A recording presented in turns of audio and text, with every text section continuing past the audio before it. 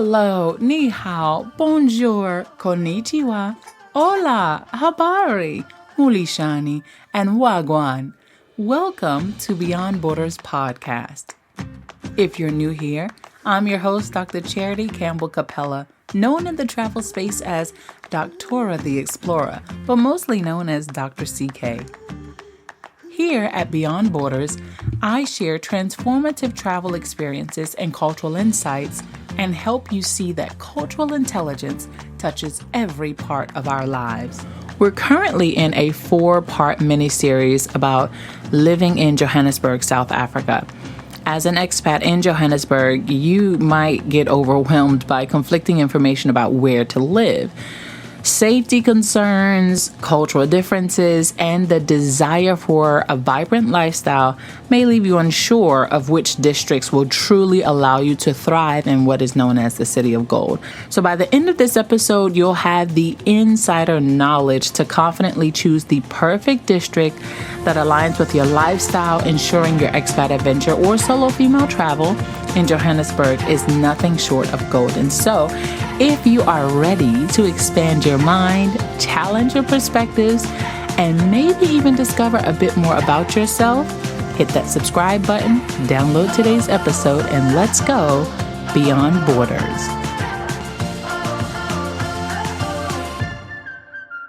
All right, so in the last episode, we talked about some of the initial culture shock that I had and the differences between my experiences from when I visited Johannesburg. I stayed there for like 2 weeks in 2020 during the height of the pandemic versus the recent, just last year, living there with my husband. 2 different dynamics, 2 different experiences.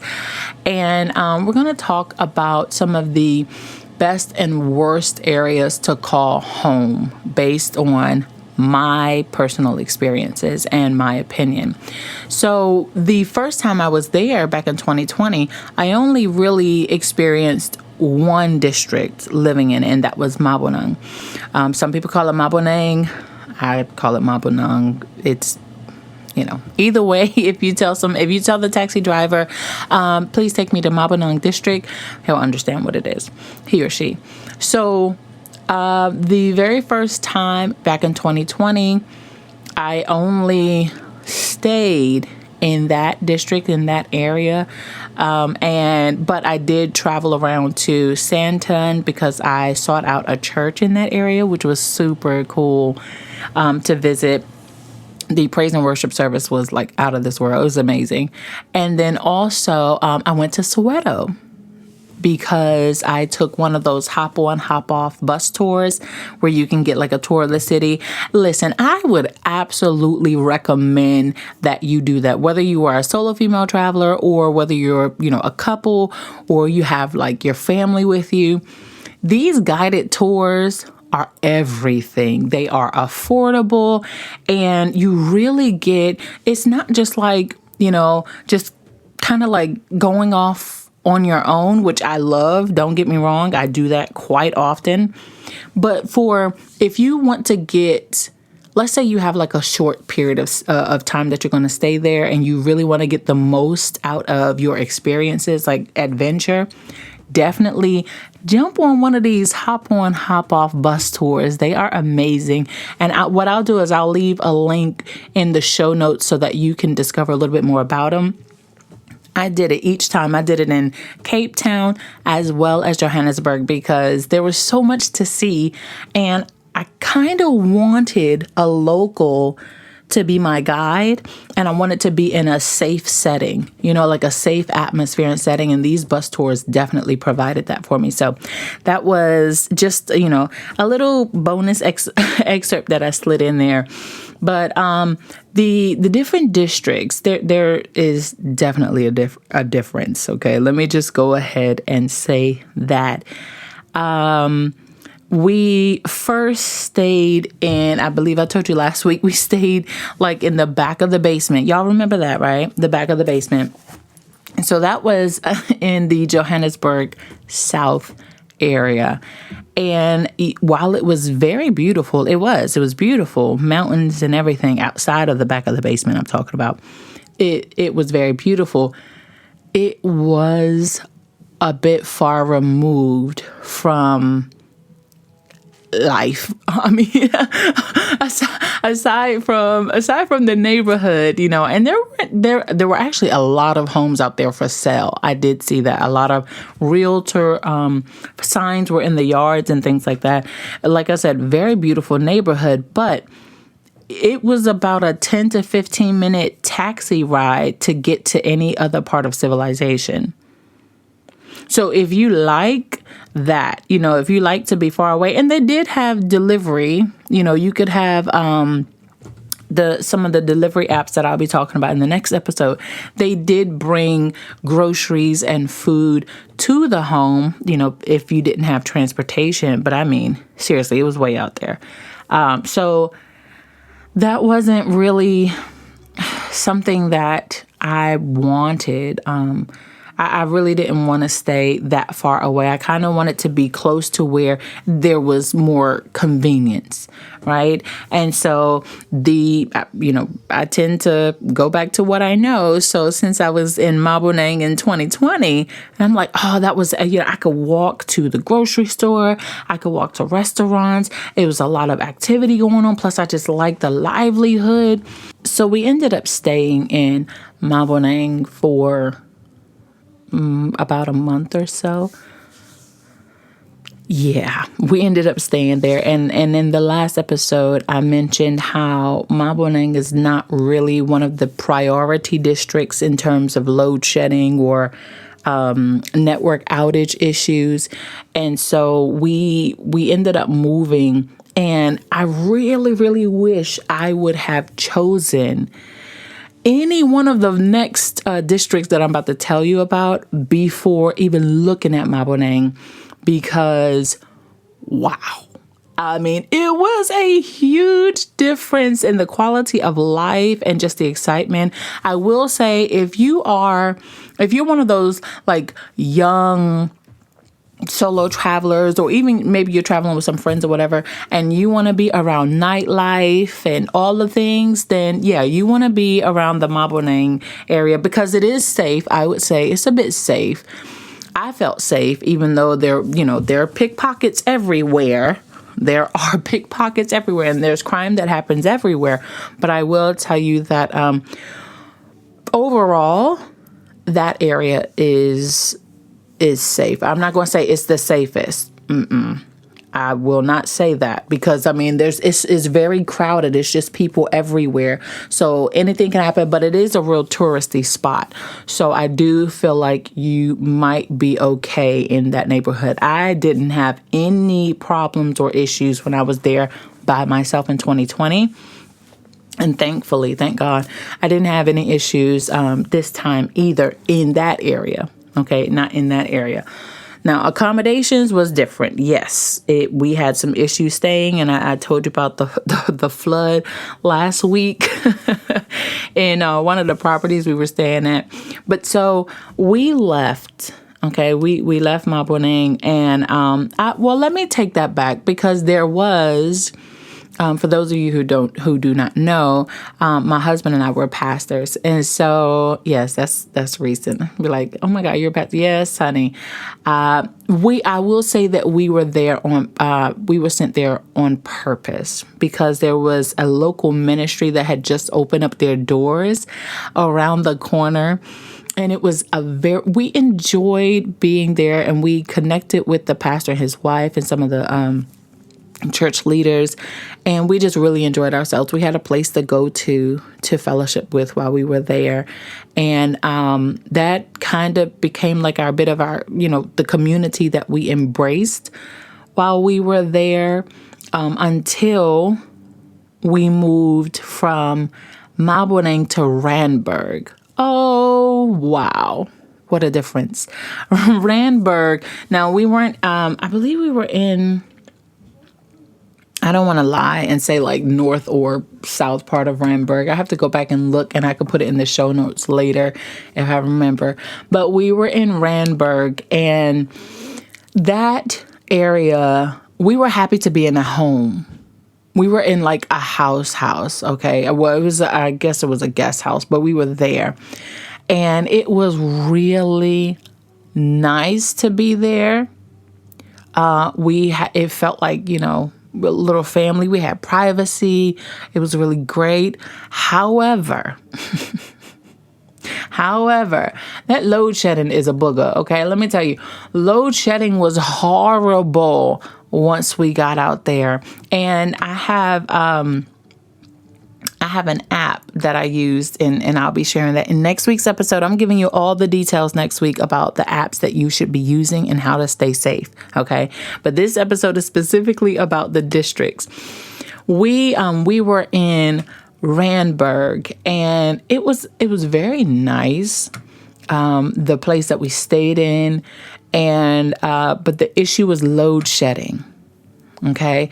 And I really liked how at first it said that, this is load shedding resistant, meaning like you won't have any issues with load shedding. You should still be able to do your work, because I teach university, right?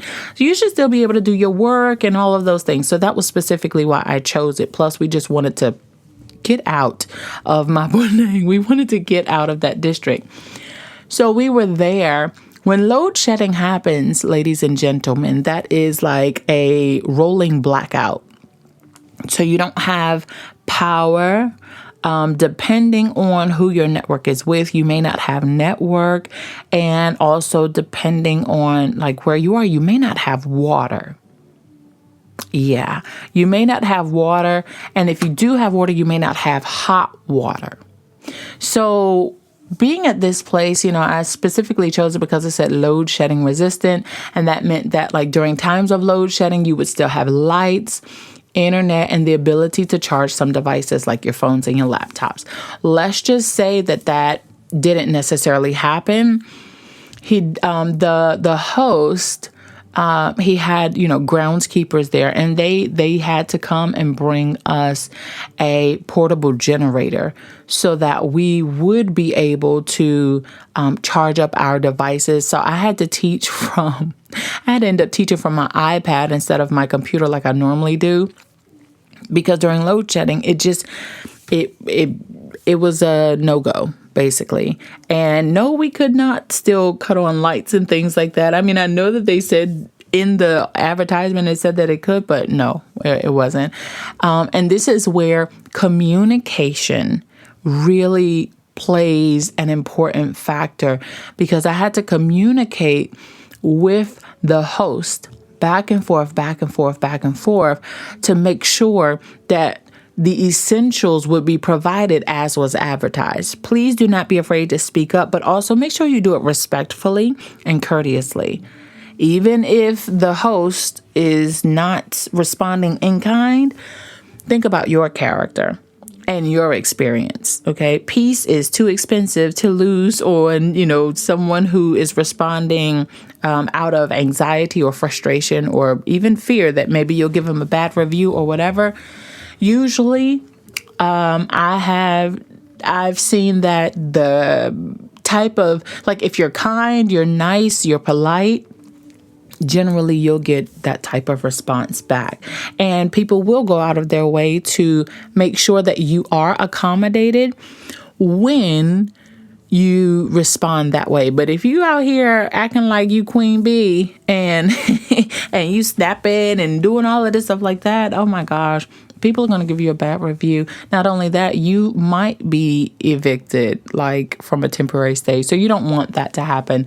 Plus, you don't want people to be like, Americans or the British. You don't want people, because people will do that. They'll start stereotyping our entire country, our entire culture based on their interaction with us, because we are the first representatives that they may have come across, right?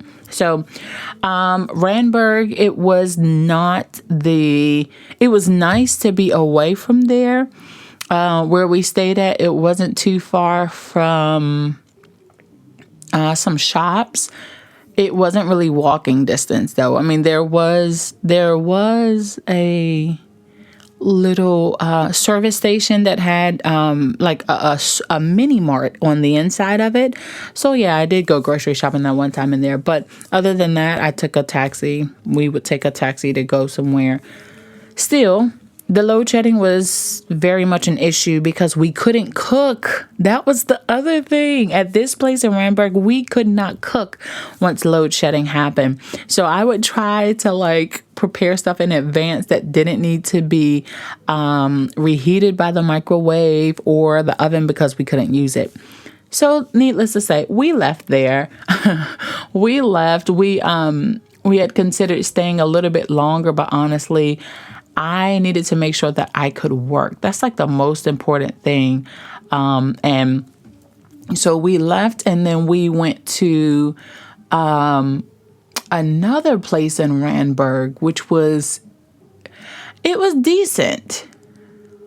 I will admit it was decent. That one it was truly load shedding resistant. Okay. Not only did it have like a backup generator, but it had a little kerosene heater because this was in our summertime, what we in America would call summer. It's their like rainy season, which is technically their winter. So it was very, very cold. So we had a portable kerosene heater. We had a gas stove to cook with. Baby, when load shedding happened, we were still able to cook. You hear me? We were still able to cook. Not only that, but they still had like working networks. So we were able to still watch movies, TV. I was still able to be connected to the internet to teach my classes. And I'm trying to think if we were able to use lights. I think there were like little lamps or candles or something around that we were able to use. So that one, yes, was truly load shedding resistant, and I appreciated that very, very much. So because somebody else was checking in throughout after we stayed there, because we wanted to continue to stay there. It was really nice. We decided to go check out Kempton Park. And we went to Kempton Park because our now spiritual father and mother, they were coming in from Cape Town, and we wanted to meet them for the very first time. My husband had been following this man's ministry for a while online, and so he was like, there's this conference, I think we should go to it. And we went, and we were truly blessed. Like, I mean, we had a transformative experience there. And so since the conferences were happening in the Kempton Park area, we said, okay, let's go check out a place in Kempton Park. Oh my goodness. We fell in love with this place. So this place was also load shedding resistant, and it was another guest house. So y'all, if you're like, oh, I don't know if I should stay in a guest house, let me tell you something. These guest houses, depending on who the host is, it's really amazing. Okay. This place was load shedding resistant because it still had all the amenities. It had hot water. It did have, but it was seriously cold in there. Okay. It was very, very cold in there because, like I said, it was the rainy season. So that is basically their winter. And there was an additional heater that was in the place. So we just basically, moved it around wherever we were going into. When it was time to be in the bedroom, we put it in the bedroom. When it was time for me to work early in the mornings, I would just take it out into the living room where we would have, my whole office and stuff set up. We were still able to cook because there were gas stoves. So, it worked. It definitely worked for us. And this place truly even still had lights when there was load shedding. So we weren't affected by it. And we loved the place so much that even when it was time for us to leave, we decided we wanted to stay again.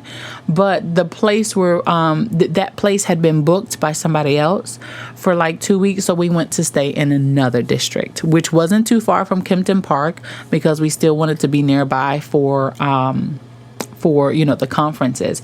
So we went to Boksburg. Listen, this place in Boksburg, and I really, really enjoyed being in the Boksburg district.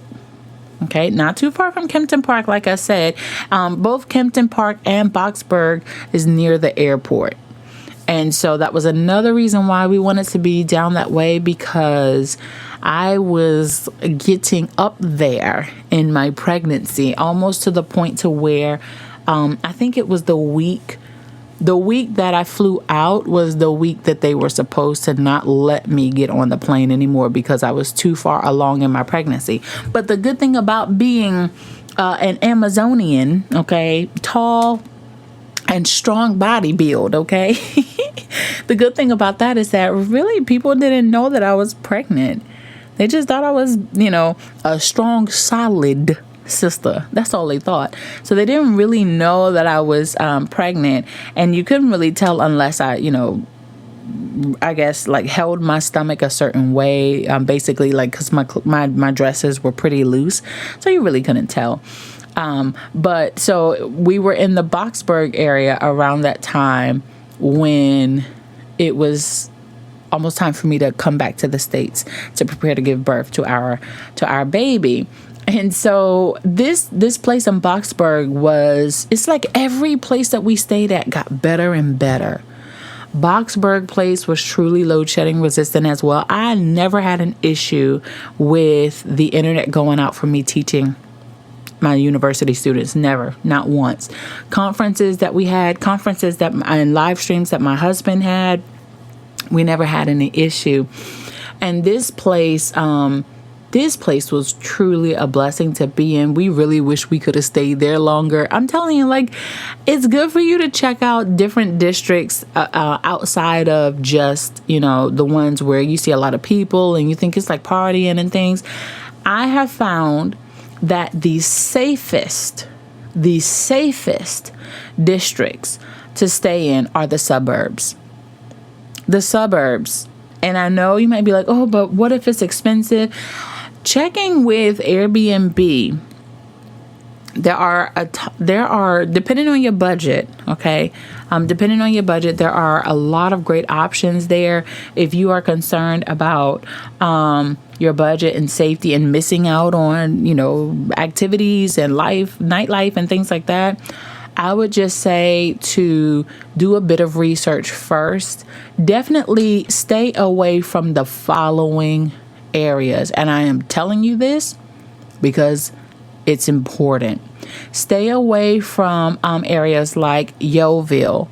Next week, you'll find out why Yeovil is the devil. Okay? I ain't lying. I'm telling you what I know, what I have experienced.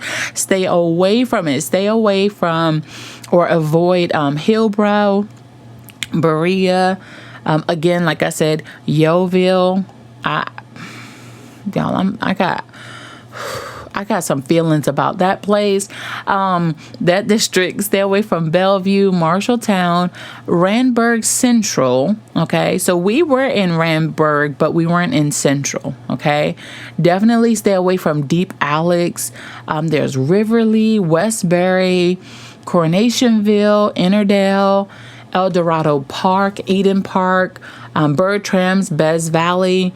Those are the primary districts I would tell you to avoid, especially if you don't want, especially if you want to be safe. Okay. Safety is always going to be the priority. Even if you are a local, safety needs to be the priority. Like I said, stay in suburb areas. I can vouch for, Randburg, Kempton Park, Boksburg, Rosebank. That's like a new commercial and urban hub that's really turning into like the CBD, because before I believe the CBD was Sandton. Sandton is more like luxury. So Sandton and Rosebank are not too far from each other. You will barely have any interruptions with load shedding if you are staying in any one of those properties, because businesses have to run in those areas. Suburbs are, usually they're going to be solar panel type of backup power. If there's not generators, they have backup battery. I mean, they're more prepared. And also these districts would be on a priority list in terms of resolution, like solving problems or issues with networks and anything like that. Again, going into some of these other districts, the ones that I told you to avoid, and even in Maboneng, it's not a priority. And so if you are a digital nomad, or if you are, a teacher, or you're somebody who really relies on the internet, do your homework and make sure that you don't, go stay in one of these hostels or hotels where it's just unreliable.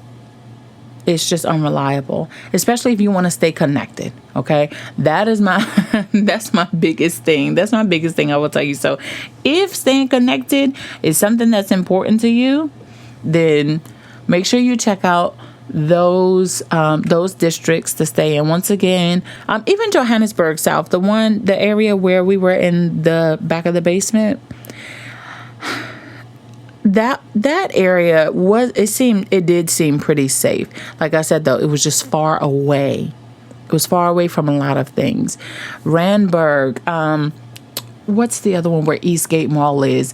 There, Bedford View. Yes, I loved Bedford View. We didn't end up staying there.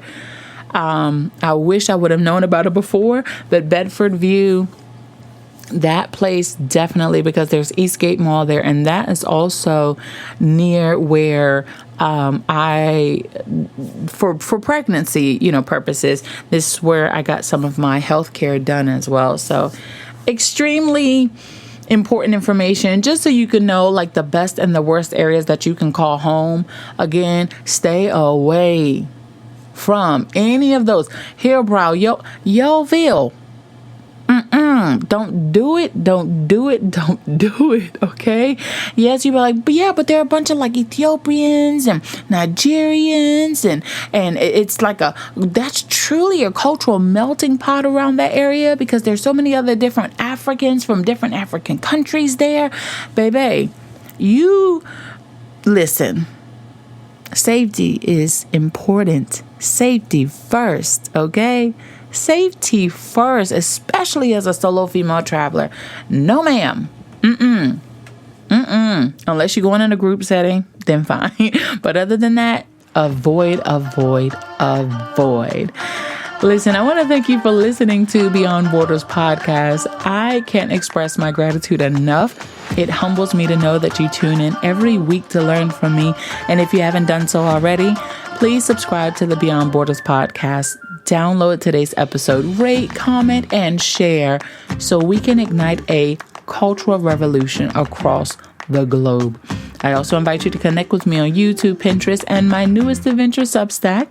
Let me know what kind of cultural insights and travel experiences you'd like to see more of. And also, if you have any questions or would like to be a guest on the show, please email me at charity, charity, at doctoratheexplorer.com, and someone will respond in a timely manner. And until next time, remember to keep your mind open and your suitcase ready. See you in the next episode as we go beyond borders.